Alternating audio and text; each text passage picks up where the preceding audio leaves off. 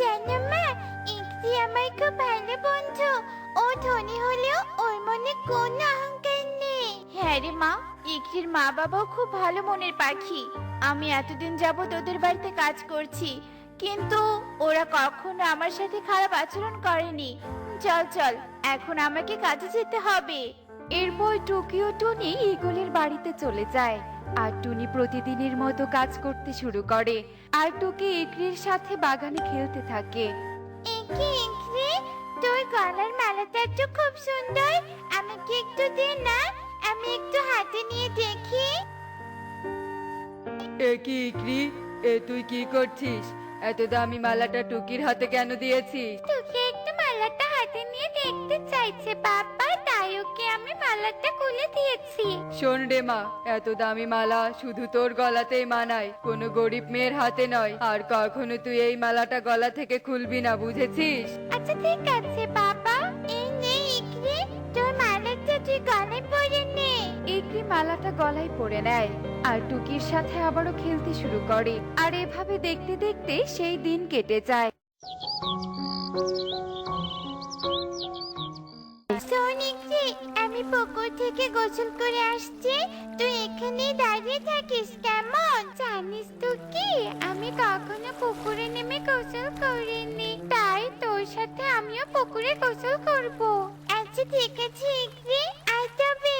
এরপর ইকরি গলা থেকে মালাটা খুলে পুকুর ঘাটে রাখে আর টুকির সাথে পুকুরে নেমে গোসল করতে থাকে। আর কিছুক্ষণ পর তারা পুকুর থেকে উঠে দেখে মুক্তার মালাটা সেখানে নেই।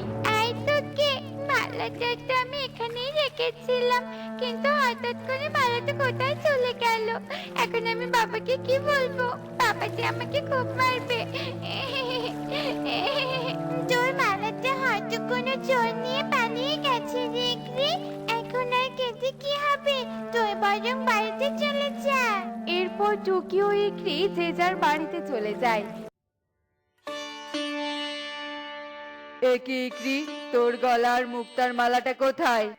মানে বাবা, আজ আমি তোকের সাথে পুকুরে গোসল করতে গিয়েছিলাম, আর পুকুর পাড়ে মালাটা খুলে রেখেছিলাম, আর সেখান থেকে আমার মালাটা হারিয়ে গেছে। হারিয়ে যায়নি, চুরি করেছে। ওই টুকি তোর গলায় এত দামি মালা দেখে চুরি করেছে। তোতা, এই তোতা, কোথায় তুই? হ্যাঁ ইগল দাদা, আমাকে ডেকেছেন? এক্ষুনি আমার সাথে টুনির বাড়িতে চল, তারপর আমার মেয়ের মালা চুরি করার উচিত শিক্ষা দিব। এরপর তোতা ও ইগল টুনির বাড়িতে চলে যায় আর তাদের পেছন পেছন ইকরিও চলে যায়।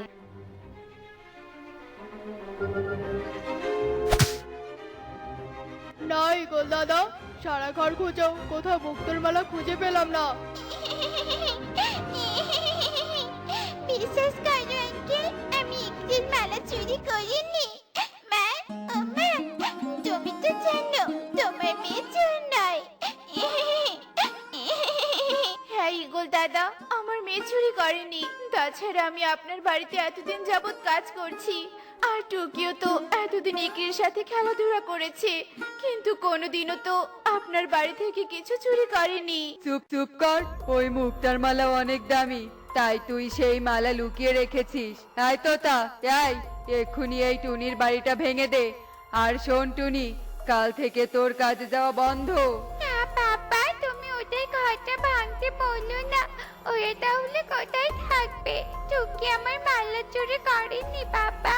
চুপ কর, এই বজ্জার টুকির সাথে মিশতে মিশতে তুই বড়দের মুখের ওপর কথা বলা শিখেছিস। এখন থেকে তোর খেলতে যাওয়া বন্ধ, চল বাড়িতে চল। এরপর তোতা টুনির বাড়িটা ভেঙে দেয় আর ইগল ইকরিকে নিয়ে বাড়িতে চলে যায়। আর এভাবে দেখতে দেখতে রাত হয়ে যায়। এদিকে অনেক জোরে ঝড় বাতাস শুরু হয়ে যায়। মা, ও মা, আকাশের অবস্থা তো খুব খারাপ, মনে হচ্ছে এক্ষুনি অনেক জোরে বৃষ্টি শুরু হবে। এখন আমরা কোথায় যাব মা? আমাদের যাওয়ার যে কোনো পথ নেই রে মা, তাই আমাদেরকে এখানেই থাকতে হবে।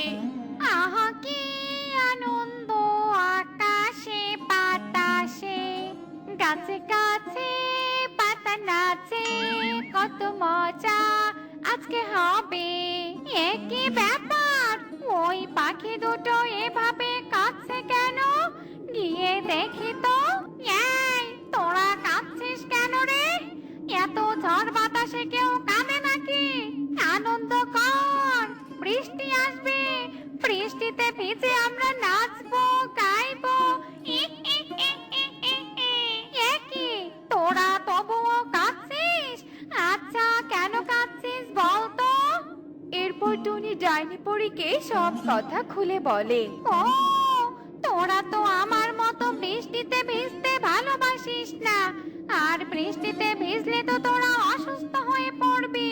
ঠিক আছে, কোনো ব্যাপার না। এরপর ডাইনি পরী জাদু করে টুনিকে একটা সোনার হাড়ি ও একটা রূপোর হাড়ি দেয়। এই নে, এই সোনার হাড়িটা তোদের ইচ্ছে পূরণ করবে, আর রূপোর হাড়িটা যে কোনো সত্য উদ্ঘাটন করবে। আর কাঁদিস না, এবার তোরা ঘর বানিয়ে সুখেই দিন কাটাতে থাক। আমি আনন্দ করতে চললাম। আই বৃষ্টি চেপে টানতে বমে। সোনার হাড়ি, আমাদের থাকার জন্য একটা ঘর বানিয়ে দাও তো। সেই ঘরে অনেক খাবারও দিও। যেমন কথা তেমন কাজ। সোনার হাড়ি থেকে একটা আলোক রশ্মি বের হয়ে অনেক সুন্দর একটা ঘর তৈরি হয়। সেই ঘরে টেবিল সাজানো, অনেক খাবার থাকে। এরপর টনি ও টুকি সোনার হাড়ির উপর হাড়ি নিয়ে তাদের ঘরে চলে যায়। আর এভাবে দেখতে দেখতে সেই রাত কেটে যায়।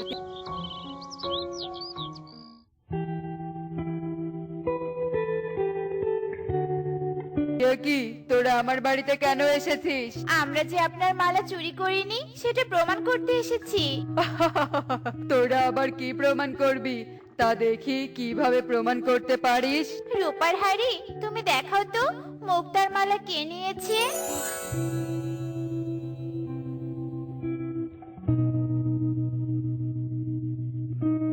এই নে দিদি, এটা তো জন্মদিনের উপহার। এটা তো অনেক দামি একটা মুক্তার মালা। ধন্যবাদ ভাই, ধন্যবাদ। দেখলে বাবা, আমার বন্ধু আমার মালা চুরি করেনি। আসলে মালাটা একটা ইঁদুর নিয়ে গেছে। হ্যাঁ রে মা, আমি সত্য যাচাই না করে টুনির সাথে অন্যায় করেছি। আমি আমার ভুল বুঝতে পেরেছি টুনি, তুই আমাকে ক্ষমা করে দে। হ্যাঁ ইগল দাদা, সত্যি যাচাই না করে কারোর উপর মিথ্যে দোষ চাপিয়ে দেওয়া উচিত নয়। চল রে মা, চল। তুমি আমার বন্ধুকে তার মুক্তার মালাতে ফিরিয়ে এনে দাও। কিন্তু ওই মালাটা তো এক ইঁদুর তার দিদিকে উপহার দিয়েছে, আর ইঁদুররা তো অবুঝ, ওরা তো কিছু বোঝে না। তাই আমি সোনার হাড়ির থেকে একটা মুক্তার মালা নিয়ে ইকরিকে উপহার দিব। সত্যি টুনি, তুই অনেক ভালো।